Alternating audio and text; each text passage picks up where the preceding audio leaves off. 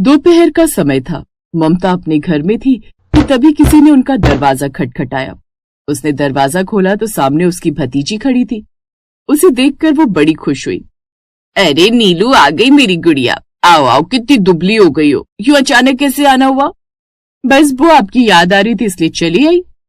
हाँ हाँ, बड़ी याद आई कि बच्ची, जरूर कोई काम होगा इस तरफ, तभी आना हुआ तेरा। हाँ बुआ, वो क्या है ना, कल मेरे कॉलेज में फेयरवेल पार्टी है, तो मुझे शिखा दीदी की वो साड़ी चाहिए थी जो उन्होंने अपने फेयरवेल पर पहनी थी। ओ वही तो मैं कहूँ, तू यूं अचानक से यहाँ कैसे आ गई? अच्छा तू बैठ, पहले मैं तेरे लिए जूस बना कर ले आती हूँ।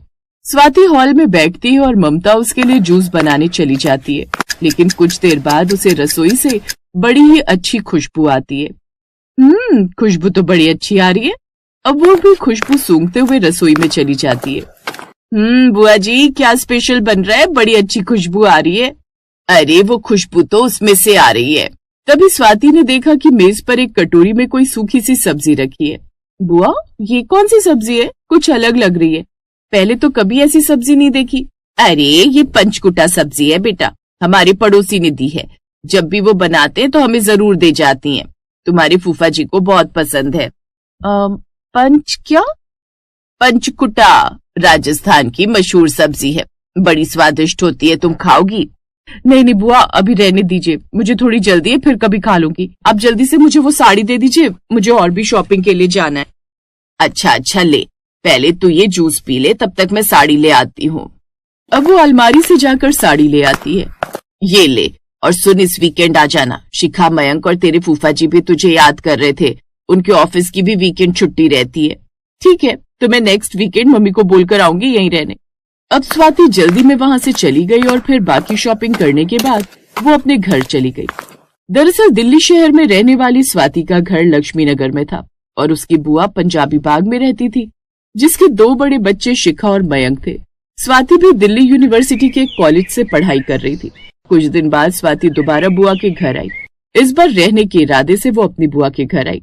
स्वाति, मैं तुझे कब से याद कर रही थी। आज रात हम लोग सोएंगे नहीं, बल्कि साथ में बैठकर मूवी देखेंगे। ओह वाव, लेकिन कॉमेडियन मूवी। हाँ चल बच्ची है क्या, हॉरर मूवी देखेंगे। हाँ, और साथ में मैं पिज्जा और कोल्ड ड्रिंक भी ले आऊंगी। अब वो सब साथ में बैठकर देर रात तक मूवी देखते हैं, फिर सभी सो जाते हैं। अगले दिन सैटरडे था और वो सभी देर से सोकर उठते हैं, जिसके बाद वो ऑमलेट ब्रेड का नाश्ता करते हैं, फिर देर तक बैठकर बातें करते हैं। दिन के समय ममता सबके लिए कढ़ी पकौड़ा और चावल बनाती है। वाह बुआ, ये हुई ना बात। अगर पंजाबी परिवार में हफ्ते में 1-2 बार कढ़ी ना बन जाए तो फिर वो पंजाबी फैमिली कैसी। खाना खाकर वो सब मॉल घूमने चले जाते हैं। फिर शाम को जब वो घर आते हैं तो सामने वाले घर से बड़ी अच्छी खुशबू आ रही थी। ये वही खुशबू थी जो उस रोज भी आ रही थी। स्वाति एक पल के लिए रुक जाती है, लेकिन फिर आगे बढ़ती है। ममता अब घूमकर काफी थक गई थी। बुआ, आप आराम कर लीजिए, हम जाकर खाना बना लेते हैं। चलिए शिखा दीदी। हाँ माँ, तुम आराम करो, आज का डिनर हम बना लेंगे। तभी दरवाजे पर घंटी बजी। स्वाति ने दरवाजा खोल दिया। ये लीजिए, आज फिर से पंचकुटा बनाया था तो मम्मी ने भिजवाया है। उस कटोरी से तेज और मनमोहक खुशबू आ रही थी। वाह, खुशबू तो बहुत अच्छी है, ये तो वही वाली खुशबू है। कुछ देर बाद वो किचन में जाकर पनीर की सब्जी और रोटी बना देती है, जिसके बाद वो सबको खाना परोसते हैं। नहीं, ये राजस्थानी पंचकुटा की सब्जी तो मैं ही खाऊंगा। आंटी को पता है कि ये मुझे कितनी पसंद है। शिखा, तू ऐसा कर, तू मेरे हिस्से का पनीर खा ले। नहीं, बल्कि तू मेरे हिस्से का भी खा ले, और चाहिए तो एक्स्ट्रा कटोरी ले लियो, लेकिन ये सब्जी तो मैं ही खाऊंगी। अच्छा, और मैंने क्या गुनाह किया है? क्या मैं ये सब्जी नहीं खा सकती? लाओ इधर दो, मैं भी खाऊंगी। उन सबको सब्जी के लिए लड़ता देख स्वाति ने मन ही मन सोचा, ओफो, ये लोग तो कैसे लड़ रहे हैं इस सब्जी के लिए, जैसे किसी ताज पैलेस होटल की सब्जी बनाई हो। स्वाति बेटी, तू खाएगी क्या? नहीं, मेरे लिए तो ये पनीर ही काफी, आप लोग ही खाइए। स्वाति देखती है कि वो सब बड़े ही शौक से वो सब्जी खाते हैं। फिर अगले दिन, बुआ जी, आप कैसे किसी राजस्थानी का खाना खा लेती हैं? मतलब अलग संस्कृति का है ना राजस्थानी सब्जी। ये सुनकर ममता ने उसकी ओर देखा और कहा, बेटा, खाना तो खाना होता है, उसमें संस्कृति की दीवार क्यों? फिर तभी वो पड़ोसन यानी कि प्रमिला छाबरा उनके घर आई, जो कि पंजाबी में बात कर रही थी। ओ भाभी जी, तुसी ठीक हो? कल तो तुम्हारी तबीयत ठीक नहीं सी, अपना यश बता रहा सी। हाँ, पहले से ठीक है, तुम्हारे हाथों की राजस्थानी पंचकुटी सब्जी खाई थी ना, उसे खाकर भला मैं कैसे ठीक नहीं होती। इसका मतलब यही वो आंटी हैं जो पंचकुटा सब्जी बनाती हैं? हाँ बेटी, यही हैं वो। लेकिन आंटी, आप तो पंजाबी हैं, मतलब आप तो पंजाबी भाषा बोल रही हैं, तो क्या आप राजस्थानी नहीं पंजाबी हैं? हाँ बेटा जी, असली पंजाबी। अच्छा, तो फिर आप राजस्थानी सब्जी कैसे बनाती हैं? आहो, वो क्या है ना बेटा, कुछ साल पहले मेरी पति की पोस्टिंग राजस्थान में हुई थी। हम वहाँ कई साल रहे। हमारे आस पड़ोस में सभी राजस्थानी रहते थे। उनमें से कोई ना कोई पंचकुटा सब्जी बनाता ही रहता सी। उसकी खुशबू इतनी अच्छी थी कि मैं चाहकर भी खुद पर कंट्रोल नहीं कर पाती थी। और एक दिन था, मैं अपनी पड़ोसन के घर पहुंच गई वो सब्जी लेने वास्ते। और जब मैंने पहली बार उसका स्वाद चखा ना, तो ओए होए होए, उसके स्वाद चिता जैसे मैं खोई गई। उस दिन के बाद वो सब अपने आप मेनू आकर मेरे घर सब्जी दे जान दे। उसका स्वाद इतना अच्छा था कि मेरे सारे परिवार को आदत हो गई। और फिर मैंने तो डिसाइड कर लिया, हुन तो मैं भी सब्जी सीख कर ही रवांगी। फिर वहाँ के लोग इतना प्यारे थे कि उन्होंने मुझे पंचकुटा सब्जी बनाना सिखाया। वहाँ की औरतों ने मुझे अपने घर बुलाया, अपने त्योहारों में शामिल किया। मैंने सोचा, अगर मैं उनकी संस्कृति को अपनाऊंगी नहीं तो उनके प्यार का सम्मान कैसे करूंगी। स्वाति ध्यान से सुन रही थी। लेकिन आंटी जी, आप पंजाबी और ये दूसरे कल्चर और उनका खान पान कैसे अपना सकते हैं? बेटा, किसी भी संस्कृति को अपनाने में झिझक नहीं करनी चाहिए। जो वो अच्छा लगे उसे अपनाओ। हर जगह की अपनी खुशबू होती है, जैसे इस पंचकुटा की अपनी। और जो भी तुम्हें संस्कृति अच्छी लगे उसे अपना लो। हम सब भारतीय हैं और एक दूसरे के साथ मिलकर उनके कल्चर को अपनाना ही अपने देश की एकता को दिखाता है। उसे अपनाने से हमें झिझकना नहीं चाहिए। ये सुनकर स्वाति की आंखें झुक गईं। उसे याद आया कि उसने बिना जाने ही कैसी बात कह दी थी। आंटी, मुझे माफ कर दीजिए, मैंने बिना समझे ही ऐसी बात कह दी। कोई बात नहीं बेटा, सीखने की उम्र में सवाल आना अच्छी बात है। अब स्वाति के मन से जैसे कोई पर्दा हट गया। उसे एहसास हुआ कि उसने सिर्फ नाम सुनकर ही दूरी बना ली थी। हम कितनी जल्दी किसी चीज को अपना या पराया कह देते हैं, जबकि असल में दुनिया की हर संस्कृति हमें कुछ नया सिखाने आती है। फिर उसने प्रमिला से कहा, आंटी, क्या आप मुझे भी पंचकुटा बनाना सिखाएंगी? क्यों नहीं बेटा, कल से शुरू करते हैं। फिर तो मैं भी सीखूंगी, ताकि कल को जब तू अपन पिंड जाए ना, तो छुट्टियों में प्रमिला तो हमें यूं पंचकुटा सब्जी खाने के लिए तेरे आने की राह ना देखनी पड़े। फिर अगले दिन वो उन्हें राजस्थानी पंचकुटा सब्जी बनाना सिखाती है। ये सब्जी कुछ राजस्थानी सूखी सब्जियां होती है, उनसे बनती है, जैसे गुंदा, केर सांगरी, कुमटिया और अमचूर। इन पांचों के मिक्स से पंचकुटा सब्जी पकाई जाती है। अब इसमें दही, लाल मिर्च पाउडर और बाकी मसाले डालने चाहिए। इस तरह वो उन्हें सब्जी बनाना सिखा देती है। कुछ ही देर में उनकी रसोई में उस सब्जी की खुशबू फैल जाती है और अब दोनों बुआ भतीजी भी ये सब्जी बनाना सीख जाती हैं।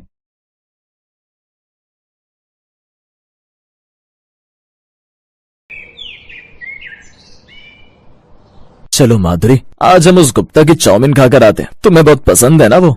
सच में? वाह, फिर तो मजा आ जाएगा। आप बस 2 मिनट रुकिए, मैं अब तैयार होकर आती हूँ। ये सुनकर माधुरी बहुत खुश हो जाती है और दोनों गुप्ता भोजनालय पहुँच जाते हैं। अरे आओ आओ मानव भाई, बताओ क्या खाओगे? जरा 2 प्लेट चाउमीन बनवा दो भाई। हाँ हाँ, अभी बनवाता हूँ। और बताओ, तुम्हारी खेती कैसी चल रही है? बस ठीक ही चल रही है भाई, ऊपर वाले की कृपा है। ओह अच्छा, वैसे कभी तुम्हें लगे तो मेरे ढाबे पर आकर खाना बना सकते हो। इससे तुम्हारा बचपन का सपना भी पूरा हो जाएगा। मानव चुप हो जाता है। ये गुप्ता भैया ऐसा क्यों कह रहे थे? मैं उनकी बात समझी नहीं। कौन सा सपना? और उनकी बात से आप इतना दुखी क्यों हो गए? बोलिए ना। बचपन से मेरा सपना था कि मैं एक होटल खोलूं और लोगों को खाना खिलाऊं, वो भी हो सके तो बहुत सस्ते दामों पर। मगर मैं वो सपना पूरा नहीं कर पाया। पिताजी और अम्मा के मरने के बाद मैं पूरी तरह से उलझ कर रह गया और गुप्ता ये बात जानता है, इसीलिए वो मुझे चिढ़ा रहा था। तो अब आप होटल क्यों नहीं खोल लेते? मैं भी आपकी मदद करूंगी। ये कैसे मुमकिन है माधुरी? अब कहाँ ये सब? क्यों मुमकिन नहीं है? हमने जो भी कुछ पैसे बचाए हैं उनसे हम ये काम शुरू कर सकते हैं। और रही बात खेतों में काम करने की, तो अगर हम मिलकर वहाँ काम करेंगे तो दोपहर तक काम खत्म हो जाएगा। उसके बाद हम अपने होटल में काम कर सकते हैं। वैसे सुझाव इतना भी बुरा नहीं, मगर ऐसे में तो तुम्हारा काम भी बहुत बढ़ जाएगा। अरे तो क्या हुआ? आपका सपना पूरा करने के लिए मैं इतना तो कर ही सकती हूँ। और होटल में हम शुद्ध और स्वस्थ भोजन ही बनाएंगे और हम उसे बहुत ही कम दामों पर बेचेंगे, जिससे गरीब भी हमारे होटल में खा सके। ये सब सुनकर और सोचकर मानव के मन में एक नई उमंग भर गई थी। लेकिन तभी पीछे से किसी की जोर जोर से हंसने की आवाज आती है। ये कोई और नहीं, गुप्ता था। वाह वाह, जरा देखो तो, दोनों को मेरे ही होटल में बैठकर मुझे ही टक्कर देने की बातें हो रही हैं और इतने बड़े बड़े सपने सजाए जा रहे हैं। नहीं नहीं शुक्ला, ऐसी बात नहीं, अभी तो हम बस सोच ही रहे थे और तुम्हें टक्कर कैसे दे सकते हैं। तभी तो बोल रहा हूँ, ये ख्याल भी दिमाग से निकाल दो। ये लोग चाउमीन खाओ और घर जाकर चुपचाप सो जाओ, कल सुबह खेतों में काम भी करने जाना होगा ना। क्यों भला, आपको ऐसा क्यों लगता है कि अपना खुद का होटल नहीं खोल सकते? आखिर आप होते कौन है हम पर हंसने वाले? अरे होटल खोलने के लिए अकल लगती है, अकल। कोई भी यारा गहरा मुंह उठाकर सोचेगा कि होटल खोलना है तो क्या वो खोल भी लेगा? अरे मैं तो लोगों को ऐसा खाना खिलाऊंगा जो सस्ता भी होगा और अच्छा भी, बस तुम देखते जाओ। वो दोनों अपनी चाउमीन पैक करवा लेते हैं और वापस अपने घर आ जाते हैं। घर में चाउमीन खाते खाते मानव कहता है, शायद हमने गुप्ता के सामने कुछ ज्यादा ही बोल दिया। अगर हम अपना होटल नहीं खोल पाए तो फिर तो वो हम पर खूब हंसेगा। अब छोड़िए उसे और ये सोचिए कि होटल का नाम क्या रखना है। वो तो मैंने सोच भी लिया है और ये भी सोच लिया है कि बनाना क्या है। इसी तरह हंसते बातें करते हुए दोनों खाना खाकर सो जाते हैं। अगले दिन सुबह सुबह दोनों जल्दी उठ जाते हैं और खेतों में चले जाते हैं। हाँ तो कमर कस लीजिए, ये खेतों का काम जल्दी से निपटाकर हम अपने बचाए हुए पैसे निकालेंगे और उनसे होटल में खाना बनाने का राशन लेकर आएंगे। लेकिन हम अपना होटल खोलेंगे कहाँ पर? हमें जगह भी तो चाहिए होगी ना। क्यों ना हम अपने घर में होटल खोल लें। देखिए, हम जंगल जाएंगे और खुद कुछ लकड़ियाँ काट कर ले आएंगे। उन्हें बढ़ई को देकर हम छोटी छोटी कुर्सियाँ और टेबल बनवा लेंगे और घर के बाहर रख देंगे और बाहर वाले कमरे में हम पूरी रसोई बना देंगे और कुछ दिन के लिए हम पीछे वाले कमरे में रह लेंगे। साथ ही एक छोटा सा ठेला उधार लेकर उसमें सब बनाया हुआ खाना व्यवस्थित कर देंगे। मानव को इसका विचार सही लगता है और अब वो दोनों ऐसा ही करते हैं। बढ़ई को लकड़ियाँ देने के बाद वो दोनों बाजार से थोड़ा जरूरी राशन भी ले आते हैं। जी आपने अभी तक बताया नहीं कि हम बनाएंगे क्या? मेरे खेत के बैंगन और मेरी पत्नी के हाथों के स्वादिष्ट सब्जी और चावल के साथ, जिसे बनाकर तुम हर बार मेरा दिल जीत लेती हो। मतलब बैंगन की सब्जी और चावल? हाँ, ये पौष्टिक भी रहेगा और लोगों को पसंद भी आएगा। इसमें ज्यादा लागत भी नहीं लगेगी, इसीलिए हम इसका दाम बेहद ही कम 10 रुपए प्लेट रखेंगे। बिल्कुल ठीक कहा जी। 2 दिन बाद उनकी सारी कुर्सियाँ टेबल सब बनकर तैयार हो जाते हैं और अब वो सब कुछ अच्छे से सेट कर लेते हैं। वैसे हमने इतना सब एक झटके में कर तो डाला है, लेकिन अगर ये सब कुछ काम नहीं आया, लोग हमारे यहाँ नहीं आए और हमारा होटल नहीं चला तो? अरे अगर मुझे पता चलता कि हमारे आसपास कहीं इतना अच्छा स्वादिष्ट बैंगन की सब्जी और चावल मिल रहा है ना, मैं तो जरूर जाती खाने। अगले दिन सुबह जल्दी उठकर मानव बाहर सब कुछ अच्छे से सजा देता है। उनका ठेला आ चुका था और कुर्सियाँ भी लग गई थी। होटल के नाम का एक बोर्ड भी लगा दिया था जिस पर लिखा था माधुरी भोजनालय। चलो मैं जल्दी से एक बार खेतों में काम करके आता हूँ। ठीक है, अच्छे से जाइएगा और जरा जल्दी वापस आइएगा। तब तक मैं खाना बनाने की सब तैयारी शुरू करती हूँ। मानव खेतों में चला जाता है और माधुरी बड़े से बर्तन में बैंगन की सब्जी और चावल बनाने लगती है। कुछ देर बाद मानव भी आ जाता है और दोनों मिलकर बाहर ठेले पर खाना बनाने लगते हैं। साथ ही उसने होटल के बोर्ड पर यह भी लिख दिया था कि एक थाली सिर्फ 10 रुपए की है। पहले तो कुछ देर तक कोई नहीं आता है। माधुरी, अब तक कोई आया ही नहीं, मुझे तो बहुत चिंता हो रही है। चिंता मत करिए, अभी तो बस शुरुआत है। अभी एक रिक्शा वाला वहाँ से गुजरता है। उसकी नजर बोर्ड पर पड़ती है और वो रुक जाता है। अरे भैया, सच में बैंगन की सब्जी और चावल की थाली सिर्फ 10 रुपए की है क्या? हाँ, 10 रुपए में स्वादिष्ट बैंगन की सब्जी और चावल भी। ये तो पहली बार सुने हैं। आप एक बार खाकर तो देखिए, सलाद और अचार के साथ। फिर तो एक प्लेट लगा दो भैया, बड़ी भूख लग रही है। सोच ही रहा था कि कहाँ जाऊँ, क्या खाऊं। सवेरे से सिर्फ 2 ही सवारी मिली थी, जेब में इतने ही पैसे नहीं थे कि बाजार जाकर कुछ खा सकूं। हाँ, आराम से बैठिए, हम अभी आपकी थाली दे देते हैं। वो जल्दी से थाली लगाकर रिक्शे वाले को दे देता है। दोनों उसे देखने लगते हैं। दोनों मन ही मन बहुत खुश हो रहे थे। खाना खाकर वो रिक्शे वाला कहता है, वाह भैया, ये तो बड़ा ही स्वादिष्ट था, वो भी सिर्फ 10 रुपया में। दोस्तों को भी बताऊंगा आपके बारे में और सबसे कहूंगा कि यहीं आ जाएं। आप तो हम गरीबों के लिए मसीहा है साहब, मसीहा। हाँ, बिल्कुल बिल्कुल। ये लीजिए 10 रुपए। अभी हम चलते हैं, मगर कल फिर आएंगे।